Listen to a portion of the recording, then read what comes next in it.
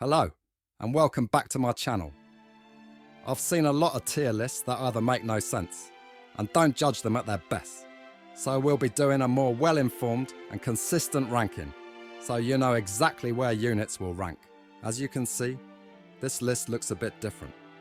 It has no letters, no numbers, rather, a description of where each unit should go. This way, we'll be able to judge each unit based on how often you would be encouraged to use them and how much they fall short over other units. Before we start, this tier list will only consist of SSR rarity characters. That does not mean that SR characters are useless, however. And they are your best assist characters, even up until an SSR character reaches 4 or 5 duplicates.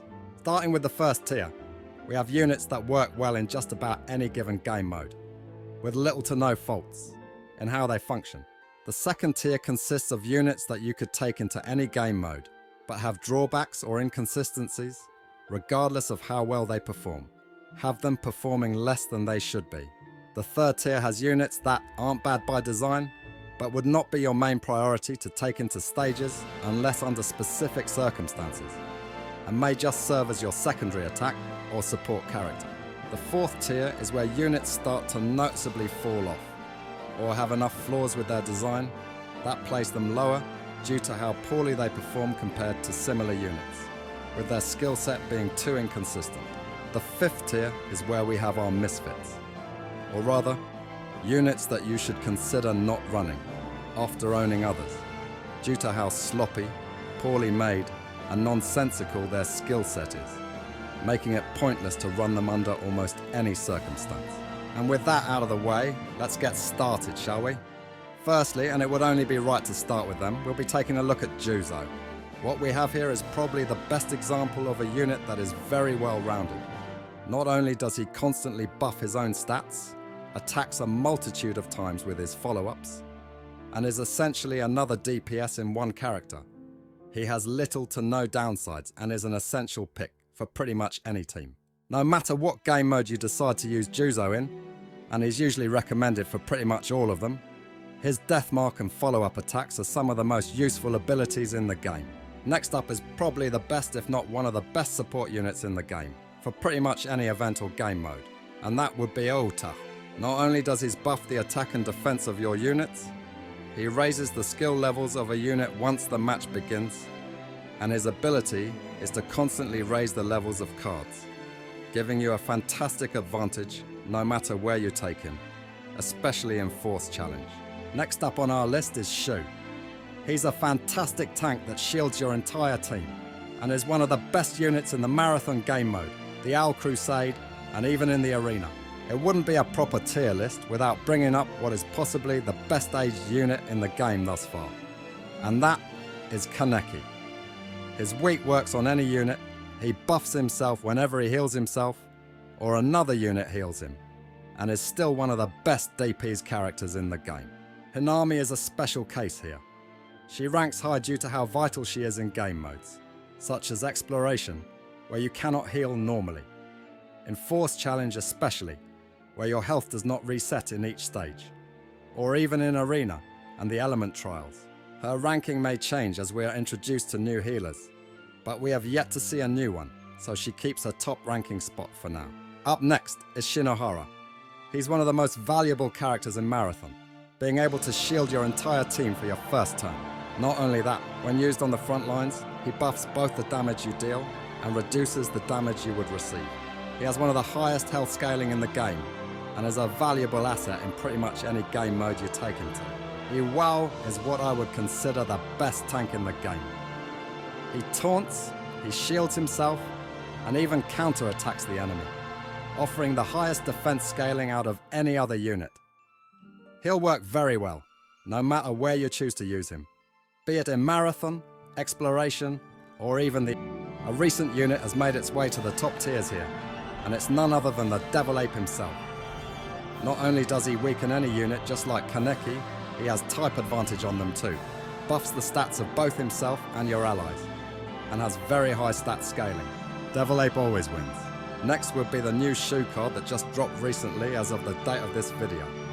His first passive grants him a stack of Feast whenever he is attacked 2 times, and once it stacks to 3, what I would consider one of the best designed passives comes in, if not for how much it takes to activate it. Once his Feast is stacked to 3, he clears not only all of his weak, but every debuff he has, and deals 200% of his own attack stat to an enemy, allowing him to heal himself with triple the vampirism, effectively healing himself all the way up most of the time.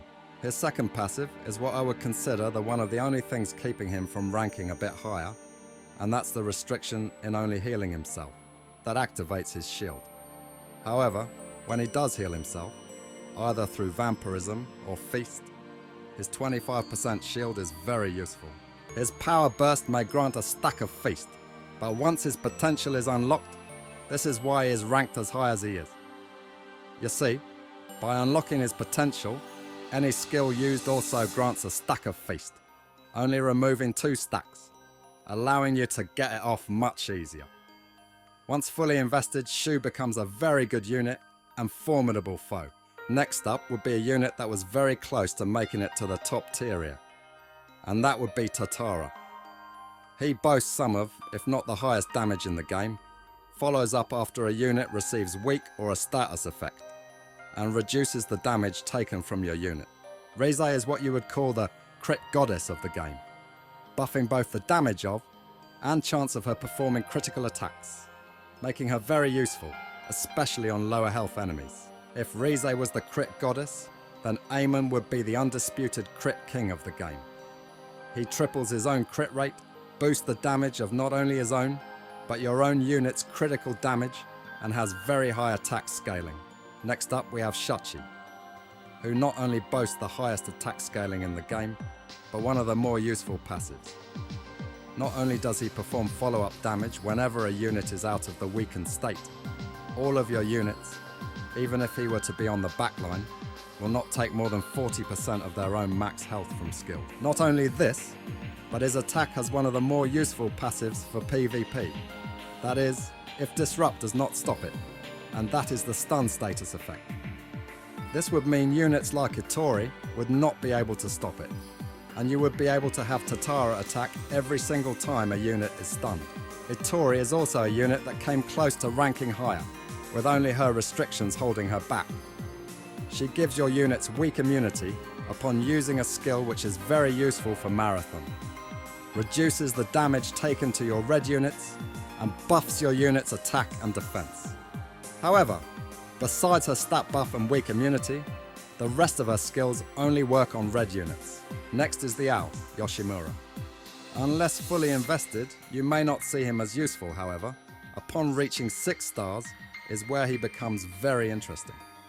For starters, at 6 stars, not only would he deal damage based on health, but he gains a mass on his attacks, which further increases the damage he deals based on how much. Not only that, once he attacks, you will have gained the Flaming Blood status, dealing an additional 7% damage to the enemy.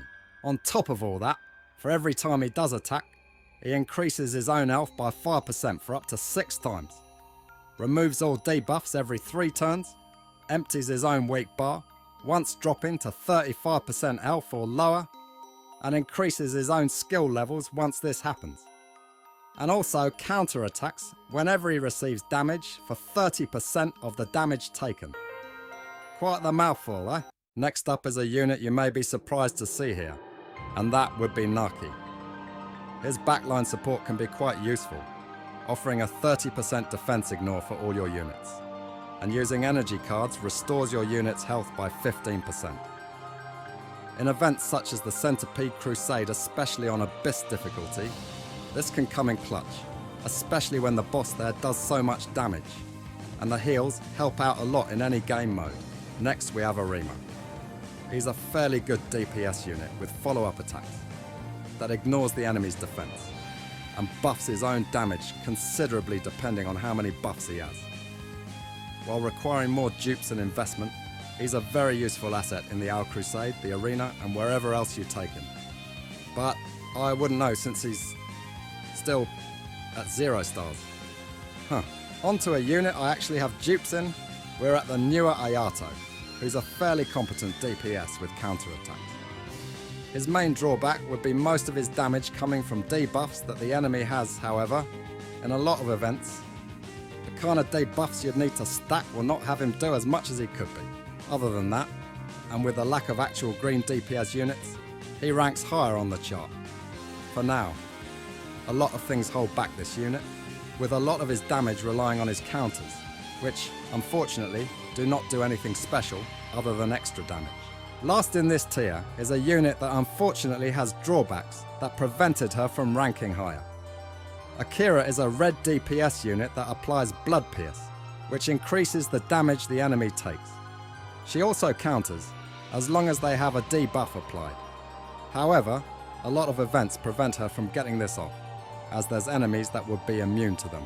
Ayato, not to be confused with the green one, is a DPS unit that applies anti-healing to the enemy with lethal, and helps out a lot when countering units such as Takai or Hinami.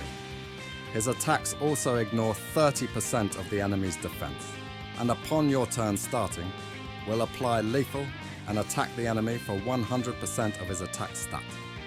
He's a well-rounded blue DPS unit with no real faults. Hoji actually used to be better before his release, and for whatever reason, was changed to a secondary DPS unit with some bonus abilities to deal extra damage.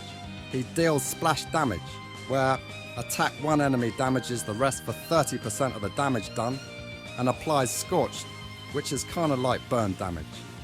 He does a bit of everything, but his skill set doesn't contribute much aside from more damage. Rabbit, or just masked Tuka, is a fairly competent red DPS unit with some tricks up her sleeve. For starters, she and your entire team get stronger for every debuff the enemy has. And once their debuffs expire, she deals damage to them upon your turn starting. Not only that, she inflicts debuffs with her own attacks, increasing the damage enemies would take by 10%, and is a fantastic unit to take into exploration or endless trials. Yamori is an average damaging unit, however. His Incapacitor ability increases the damage done to enemies with that status by a whopping 100%, making him invaluable in events such as Marathon and Endless Trial. Nishiki puts the suck in health suck. He triples his own vampirism, and his bonus vampirism damage is fairly good. Not only that, he starts the match by attacking the enemy and is one of the better Al Crusade units. Mogan is a unit that really shines at 6 stars. And once he reaches there, his attacks will have Ultra Amplification, which is quite the step up in damage. He works by stacking Charged Up, where each one increases his own stats by 5%. And at 3 stacks, will attack an enemy for 200% of his own attack, which is quite a lot, with him doing even more damage for every buff he has. He's one of the best Al Crusade units, and will do plenty of damage in any event, as long as you have a buffer. For the last unit in this tier, we have Chu, who works similarly to Mugen, where he stacks Charged Up and increases his own basic stats by 5% and even does AO damage. Not only this, he starts the battle with 30% more damage dealt, and does even more damage for every % health the enemy is missing. He's a fairly competent DPS red unit who unfortunately ranks lower due to the rest of his kit falling short, and there being better alternatives, especially with some of the newer units. This does not mean he's a bad unit, however. He's just unfortunately overshadowed by other units of the same type, but will work great as a DPS unit with full investment. Starting off the next tier, we have Nashiro. She actually increases her own crit damage by up to 80%.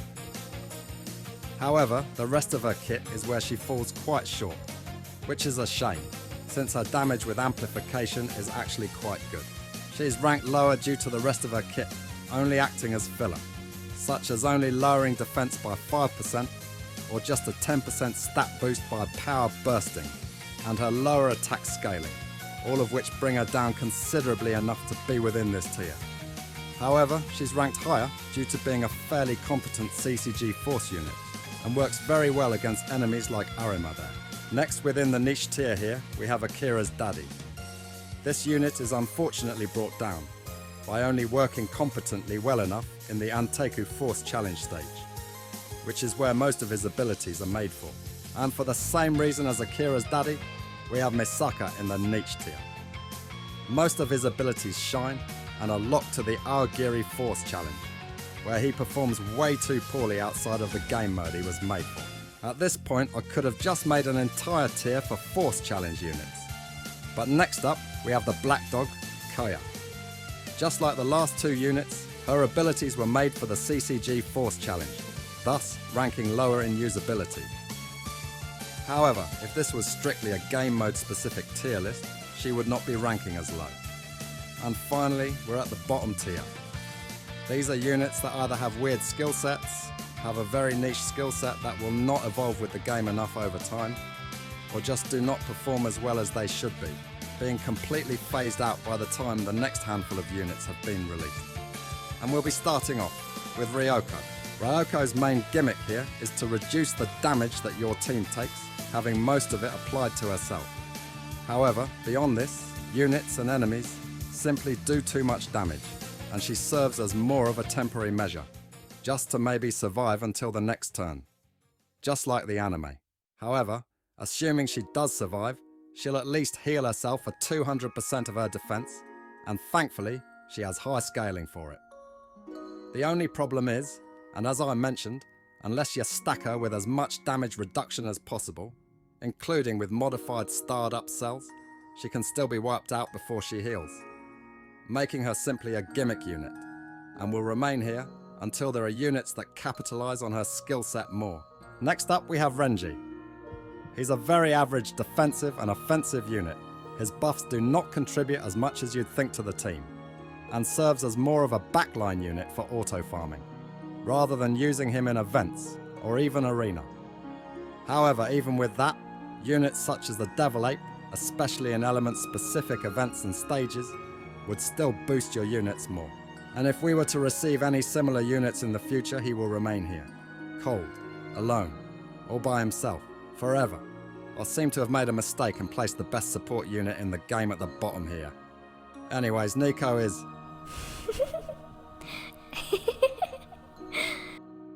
What was I talking about? I apologise, I seem to have forgotten where I was. Ah, I remember now. Next up, we have the weaker of the two wins, Corona. She has exactly one good ability, which is her second passive, that increases your unit's stats by 3% up to 4 times every passing turn, and would have been a fantastic ability in some game modes. However, the rest of her skill set is weird, and she underperforms in any game mode she is used in. Noro, who's our second to last unit here, actually had a really good setup for his skill set, and even has a passive similar to what Shachi does, where you would not take more than 40% of your HP and damage from a single attack. However, how much he has given from his passives, and how his scaling has ultimately brought him down this low. His first passive is actually not too bad at all, with his damage cap adding some survivability factor to him. However, the rest of his abilities, such as stacking up Bloodlust to raise his stats, even at full investment, do not contribute much to him, and he is simply there to be a glorified scarecrow. However, he actually works quite well in CCG Force, so if you are struggling with that, give him a try.